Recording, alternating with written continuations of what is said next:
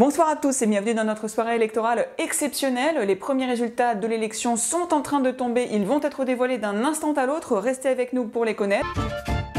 Je reprends l'antenne un instant car nous sommes en liaison avec notre correspondante au bureau politique. Caroline, vous êtes rue de la Victoire, vous avez quelque chose à nous annoncer je crois. Oui, je suis en effet rue de la Victoire comme vous pouvez le voir derrière moi. Ici la tension est forte, on peut voir l'impatience sur le visage des militants qui attendent les résultats.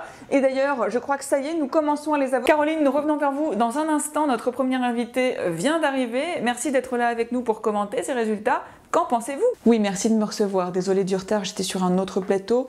Écoutez, je pense qu'il est difficile de tirer des conclusions. Ce ne sont que des résultats préliminaires. Oui, bien sûr.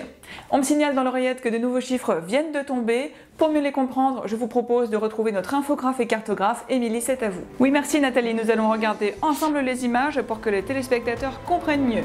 Comme vous pouvez le voir sur cette carte de France, nous avons des chiffres très divers qui varient beaucoup selon les régions, mais il y a un écart type d'erreur qui peut varier lui aussi, même s'il n'est pas si éloigné que ça de sa moyenne de longue période. Alors quand on regarde la taille de l'échantillon, bien sûr, on voit qu'il y a de légères variations, je les note ici sur la carte.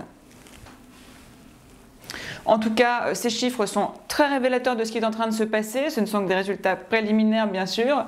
Mais en tout cas, cette carte nous apprend beaucoup sur l'élection, ainsi que les téléspectateurs l'auront compris à la lecture de ces images. Je rebondis sur cette infographie probante. Notre deuxième invitée est arrivée. Bonjour, vous étiez candidate.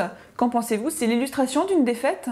Écoutez, non, je pense que ce n'est ni le contraire d'une défaite, ni l'opposé d'une victoire. Il faudra voir les intentions de chacune et chacun, mais à l'heure actuelle, on ne peut pas interpréter les chiffres dans un sens ou dans l'autre. Je vous redonne la parole dans un instant, on me signale que la déclaration au Bureau politique national va commencer, nous revenons avec vous juste après. Oui, la déclaration vient d'être faite et les militants ici au siège n'ont pas caché leur réaction, c'est le moins que l'on puisse dire. Un conseiller me disait tout à l'heure qu'il fallait s'attendre à de grosses surprises, et c'est ce qui s'est passé ce soir. Oui, le moins que l'on puisse dire, c'est que les sondages se sont trompés, n'est-ce pas? Je me tourne vers nos invités politiques. Permettez-moi d'intervenir, je pense qu'on ne parle pas de la bonne élection. Ce qui se joue aujourd'hui est un échelon territorial complètement différent. Et je regrette d'ailleurs qu'on ne parle toujours pas des compétences des administrations. Ce qui est sûr, c'est que ce soir, il s'est passé quelque chose et que nous le vivons tous ensemble. Je me tourne vers nos téléspectateurs. Que pensez-vous de ces résultats?